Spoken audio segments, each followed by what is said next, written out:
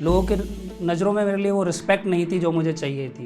And I decided that I will get a government job. और मेरे लिए एक सबसे मेजर चैलेंज तो ये था कि मुझे जॉब के साथ प्रिपेयर करना है या जॉब क्विट करके प्रिपेयर करना है। बट सिंस फाइनेंशियल स्टेबिलिटी मुझे देखनी थी, तो इसीलिए मैंने जॉब के साथ प्रिपरेशन करने का सोचा। फेलियर उतना ज़्यादा हॉन्ट नहीं करता जितना फाइनल लिस्ट में आपका नाम ना आ पाना हॉन्ट करता है। जो एस्पिरेंट प्री के एग्ज़ाम तक क्लियर नहीं कर पा रहा था, इन दोनों एग्ज़ाम्स को मैंने क्लियर किया और इस दोनों एग्ज़ाम्स में मेरी रैंक टॉप 5 में थी। एक स्ट्रैटेजी जो मैं शेयर करना चाहूँगा यहाँ पे। Hello everyone, I am Abhijit Chaudhary and I am currently working as Assistant Section Officer in Ministry of Defence. I have cleared multiple government exams including SSC and banking. And ये सब मैंने without any coaching and with job किया है। ये सारी चीज़ें मैंने कैसे मैनेज की, इस जर्नी को मैं इस जोश टॉक के थ्रू आप लोगों के साथ शेयर करना चाहता हूँ। काफ़ी लोगों का क्वेश्चन आता है कि जब जॉब थी ही तो फिर एग्ज़ाम की प्रिपरेशन करने की ज़रूरत क्या थी। सो इसके लिए मैं एक स्टोरी सुनाना चाहता हूँ जो मेरे साथ हुआ था when I was working in an MNC as a software engineer. मेरे घर पे रिलेटिव्स आए हुए थे और जब मैं उनसे डिस्कशन कर रहा था कि मेरी आगे की ग्रोथ अपॉर्चुनिटीज़ क्या है, जॉब कैसा है, तो उन्होंने मेरी सारी बातें सुनी और फिर हंसते हुए बोला कि प्राइवेट जॉब तो सब कर लेते हैं, अगर गवर्नमेंट जॉब करो तो कोई बात है। That one incident change my whole perspective and I decided that I will get a government job. But ये सब कैसे हुआ, इससे पहले मैं अपने बारे में बताना चाहता हूँ।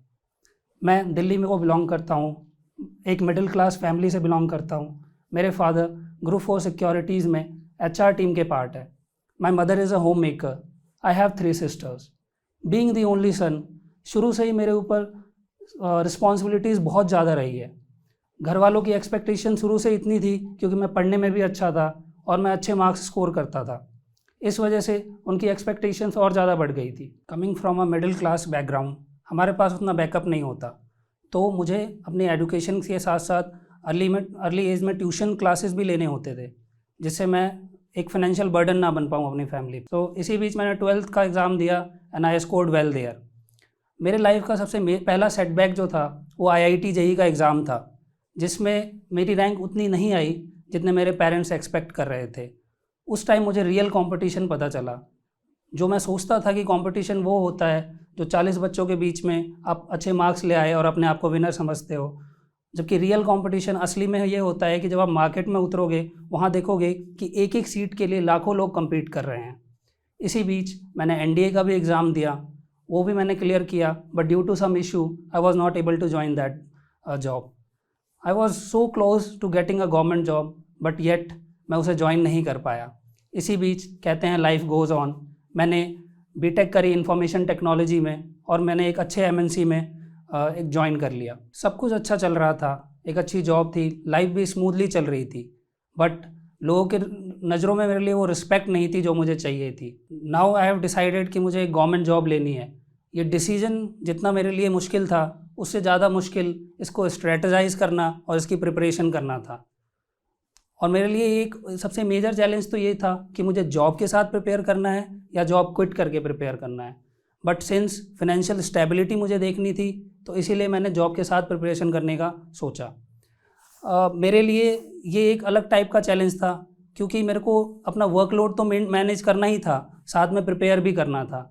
और ये और भी ज़्यादा चैलेंजिंग हो जाता है जब आपका प्री का एग्ज़ाम क्लियर नहीं हो रहा होता। और इस बीच में मैंने हमेशा यही चीज़ सोचा है कि अगर आपकी प्रिपरेशन सही है और आप फोकस्ड हो तो आपको रिज़ल्ट लेट ज़रूर मिलेगा, लेकिन मिलेगा ज़रूर, ये गारंटीड है। लोगों के लिए टाइम मैनेजमेंट बहुत इंपॉर्टेंट होता है और मेरे लिए एक ये मेजर इंपॉर्टेंस प्ले करता है क्योंकि मेरे पास टाइम की ही कमी थी। क्योंकि मैं अपने वर्क को ऑलमोस्ट 10 to 12 आवर्स दे रहा था। Like my job timing was from 12:30 to 9:30 और इसके साथ 2 आवर्स की ट्रैवलिंग। इसके लिए मैंने एक स्ट्रैटेजी बनाई कि मेरे पास जो टाइमिंग रहती थी वो रात के 10:30 से 12:30 की और मॉर्निंग में 6:30 to 11 तक की। मैं अपने लिए हर वीक के स्टार्टिंग में एक टारगेट फिक्स करता था कि मुझे ये सिलेबस का पार्ट कंप्लीट करना है और मैं उसको कंप्लीट करता था। मेरे लिए जो सबसे इम्पॉर्टेंट फेज़ होता था प्रिपरेशन का, वो वीकेंड का टाइम होता था, क्योंकि वीकेंड पे मैं 12 to 14 आवर्स देता था अपनी प्रिपरेशन को और जो भी चीज़ बैकलॉग में रह गई थी वीक डेज़ के टाइम पे उन्हें मैं कंप्लीट करता था। मैंने अपनी प्रिपरेशन को 2 पार्ट्स में डिवाइड किया था, बैंकिंग की प्रिपरेशन एंड एसएससी की प्रिपरेशन। बैंकिंग की प्रिपरेशन को के लिए जब मैंने एनालिसिस की तो मैंने पाया कि इंग्लिश एंड जीके इनकी कट ऑफ मॉडरेटली हाई रहती है। इससे मुझे ये चीज़ पता चली कि ये स्कोरिंग सब्जेक्ट्स है। तो लोग क्या करते थे कि जीके में बस कट ऑफ क्लियर करने का सोचते थे, बट मैंने उसी को ही अपना मेन पॉइंट मान लिया कि मुझे इसी में ही हाई स्कोर करना है। तो इसके लिए मैंने क्या किया, अब लोग क्या करते थे कि आपके एग्ज़ाम से 6 महीने पहले आप पढ़ना स्टार्ट नहीं करते जीके, और मैंने इसी चीज़ को अपने लिए एक रूल बना लिया कि मैं एक विजुअल रिसोर्स रेफ़र करता था और एक पीडीएफ सोर्स रेफ़र करता था अपनी प्रिपरेशन के लिए। इससे क्या हुआ कि मैं रेगुलर था करंट अफेयर्स में क्या चल रहा है। तो जब फाइनली रिवीजन का टाइम आता था तो मैं मंथली कैप्सूल्स डाउनलोड करता था और उनसे उन चीज़ों को रिवाइज कर लेता था। जहाँ लोग कट ऑफ क्लियर करने का सोचते थे, मैं वहाँ जीके में हाई स्कोर करता था। इस चीज़ ने मुझे बैंकिंग एग्ज़ाम में एक एज दे दिया। एक और इम्पॉर्टेंट पार्ट होता है बैंकिंग एग्ज़ाम्स का, ये आपके एनालिटिकल एंड कॉम्प्रिहेंशन स्किल्स को टेस्ट करता है, और ये चीज़ आप जब तक प्रैक्टिस नहीं करोगे आपको नहीं आएगा। प्रैक्टिस के लिए मैंने जो चीज़ अपने लिए यूज़ करी थी कि मैं रैंडमली नंबर्स को ऐड और सब्ट्रैक्ट करता था। जैसे मुझे कहीं पे भी मौका मिला, मैंने कुछ नंबर्स देखे, उनको ऐड किया, उन्हीं को फिर सब्ट्रैक्ट कर दिया, छोटे मल्टीप्लिकेशन किया। अपने माइंड को इस तरीके से रखता था कि वो हमेशा कुछ ना कुछ कैलकुलेट करते रहे। इससे मुझे एग्ज़ाम टाइम में बहुत हेल्प मिला। अब मैं बात करता हूँ एसएससी की प्रिपरेशन की।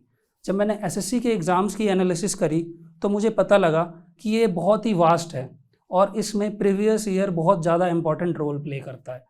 मैंने अपनी प्रिपरेशन को लिमिटेड रिसोर्सेज के साथ किया। मैंने कभी भी जो रिसोर्स एक बार सिलेक्ट कर लिया उसको कभी चेंज नहीं किया। हम लोग क्या करते हैं कि हम कुछ टाइम एक रिसोर्स से पढ़ते हैं फिर अपना रिसोर्स चेंज कर देते हैं। इससे हमें रीसेट होना पड़ता है। ये हमारी सबसे बड़ी गलती होती है।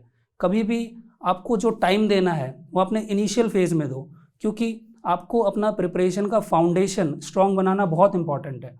क्योंकि अगर आपकी फाउंडेशन वीक हुई तो आप कोई भी एग्ज़ाम क्लियर नहीं कर पाओगे और हमेशा डाउट में रहोगे कि क्या मैंने सही रिसोर्स चुना था। ये गलती मैंने कभी नहीं की। मैंने स्टार्टिंग से ही एक पूरा टाइम दिया, अपना लेवल जानने के लिए एक मॉक भी लगाया ताकि मुझे पता रहे कि मुझे प्रिपेयर कितना करना है। इस तरीके से जो मेरे पास लिमिटेड टाइम था वो मेरे लिए एक तरीके से ब्लेसिंग इन डिस्गाइज था, क्योंकि मैं बहुत ज़्यादा फोकस था उस चीज़ को लेके। मुझे पता था कि मुझे कितना टाइम, मेरे पास कितना टाइम है और मुझे इतने टाइम में क्या करना है। ऊपर से मोटिवेशन ये था कि मैंने अभी तक ऐसा कुछ प्रूव नहीं किया था घर वालों के सामने एंड रिलेटिव्स के सामने में। एक बात हमेशा अपने माइंड में हमें रखनी चाहिए कि preparation without any motivation it can not be done. आपको प्रिपेयर करने के लिए एक मोटिवेशन होना बहुत इंपॉर्टेंट है और वो मेरे पास था। मैंने इनिशियल एग्ज़ाम्स में मुझे बस फेलियर्स ही मिले थे। मैं किसी भी एग्ज़ाम का प्री तक नहीं क्लियर कर पा रहा था, और ये पार्ट बस और ज़्यादा डिफ़िकल्ट हो जाता है जब आप जॉब भी कर रहे हो और आपके प्री एग्ज़ाम्स तक क्लियर नहीं कर पा रहे और आप इन्जॉय भी नहीं कर पा रहे थे। इसी बीच बस एक ही सिल्वर लाइनिंग इसमें ये थी कि हमें हर बार कट ऑफ के और पास जाता जा रहा था। Only thing which was consistent during this phase was my preparation, और इसका रिजल्ट दिखने भी लग गया था जब मैं प्री और मेंस एग्ज़ाम्स क्लियर करने लग गया था। लेकिन फाइनल लिस्ट में अभी भी मेरा नाम नहीं आ रहा था। वो कहते हैं ना कि फेलियर उतना ज़्यादा हॉन्ट नहीं करता जितना फाइनल लिस्ट में आपका नाम ना आ पाना हॉन्ट करता है। इस टाइम पे आपके पास एक वाई फैक्टर होना बहुत इंपॉर्टेंट है कि आपको ये क्यों चाहिए। मेरे लिए मेरे फैमिली का मोरल मोटिवेशन यहाँ पे बहुत काम किया। उन्होंने मुझे हर टाइम मोटिवेट किया कि तू कर सकता है, तू नहीं करेगा तो और कौन करेगा। आपके पास ऐसा सर्कल होना चाहिए जो हमेशा आपको मोटिवेट करता रहे, कभी भी आपको डिमीन ना करे। इनिशियल फेलियर्स के बाद 2019 वाज अ मेक और ब्रेक ईयर फॉर मी, क्योंकि ये जब मैंने प्रिपरेशन स्टार्ट करी थी 2017 में, तो मैंने अपने आप को 2 साल दिए थे कि मैं 2 साल विद जॉब प्रिपेयर करूँगा और उसके बाद मैं फाइनल कॉल लूँगा कि मुझे आगे कैसे प्रिपरेशन करनी है। और 2019 में आई स्टार्टेड क्लियरिंग एग्ज़ाम्स। मैंने IBPS का एग्ज़ाम क्लियर किया और उसके बाद जून 2019 में CGL 2018 का प्री हुआ था, उसमें मेरा स्कोर 194 आउट ऑफ 200 रहा। जो एस्पिरेंट प्री के एग्ज़ाम तक क्लियर नहीं कर पा रहा था वो 2 अलग अलग जॉनर के एग्ज़ाम्स क्लियर करने लग गया था। इसी बीच PNB के भी एग्ज़ाम हुए एंड LIC AAO का भी एग्ज़ाम हुआ। इन दोनों एग्ज़ाम्स को मैंने क्लियर किया और इस दोनों एग्ज़ाम्स में मेरी रैंक टॉप 5 में थी। मैंने हमेशा एक चीज़ मानी है अपने लाइफ में कि अगर आप फोकस्ड अप्रोच से प्रिपेयर करते हो और आपके पास करेक्ट मोटिवेशन है कि आपको वो जॉब क्यों चाहिए, तो आप हमेशा उस पोजीशन पे पहुंच ही जाओगे जिसके लिए आप एम कर रहे हो। इस पूरी प्रिपरेशन में सब एक गलती कर देते हैं कि प्रॉपर स्ट्रेटजाइज नहीं करते अपनी प्रिपरेशन को। वो एक बार सोर्स को लेके शुरू हो जाते हैं और फिर बाद में वापस रीसेट करते हैं। यहाँ पे उनका बहुत टाइम वेस्ट होता है। मैंने ये गलती कभी नहीं की।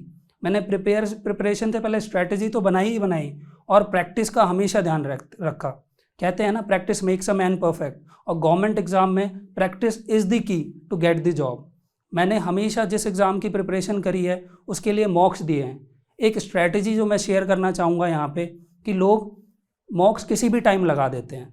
जब मैंने क्या किया था कि जब कभी एडमिट कार्ड आ जाता है तो उस पर टाइम मेंशन होता है कि आपका एग्ज़ाम किस टाइम पे है, तो आप कोशिश करो कि आप मॉक्स उसी टाइम पे दिया करो। इससे क्या होगा कि हमारा माइंड हैबिचुअल हो जाएगा उस टाइम का।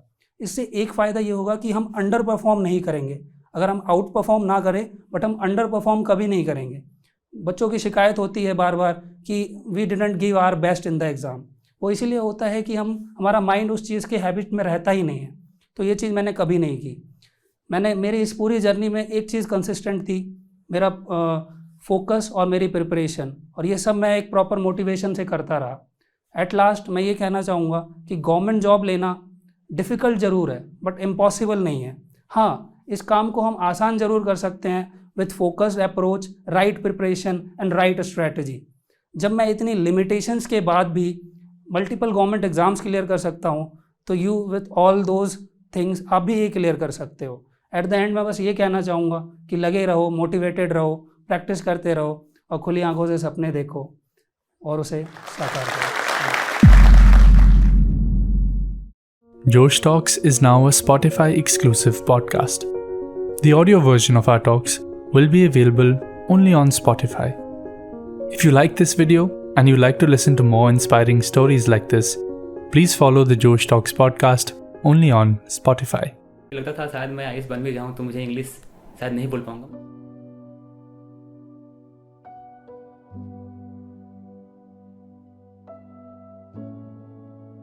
मेरा नाम तबरेज़ आलम है और मैं बिहार से बिलोंग करता हूँ। मैंने जो भी मेरा एजुकेशन मैंने बिहार से हिंदी मीडियम में मैंने प्राप्त की और लास्ट ईयर मैंने अपना ग्रेजुएशन कंप्लीट किया है। प्रेजेंटली मैं दिल्ली में रह रहा हूँ और यूपीएससी का प्रिपरेशन कर रहा हूँ। तो प्रॉब्लम जो सबसे बड़ा जो प्रॉब्लम होता है कि जैसे आप हिंदी मीडियम में स्कूल जब प्राप्त करते हैं तो क्या होता है कि जब कोई अगर आपसे कोई प्रश्न पूछता है इंग्लिश में तो आपको उसके बारे में जानकारी आपको होता है, बट क्या होता है कि लैंग्वेज का आप उस इंग्लिश में एक्सप्लेन नहीं कर पाते।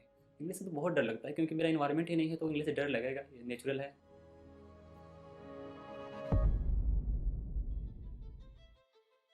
मैंने जोश स्किल एप्लीकेशन के बारे में मैंने सुना, तो मैंने जिस स्किल के बारे में सुना और जाकर उसे इंस्टॉल भी किया था और मैंने उसकी जो भी प्रोसेस है मैंने उसे जाना और इंग्लिश स्पीकिंग कोर्स के लिए मैंने क्लास स्टार्ट कर दिया।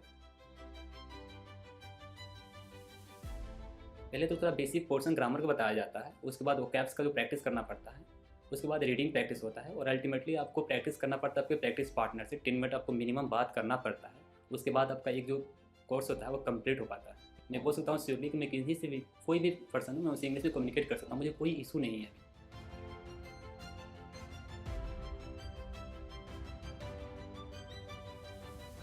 सो जोश स्किल ने काफ़ी हेल्प किया मेरी कम्युनिकेशन स्किल को इम्प्रूव करने में। So that why today I am here. So first of all I would like to thank Josh skill who really helped me a lot to improve my communication skill. Thank you, Josh. And finally, I would like to say, education is the most powerful weapon which you can use to change the world. Thank you.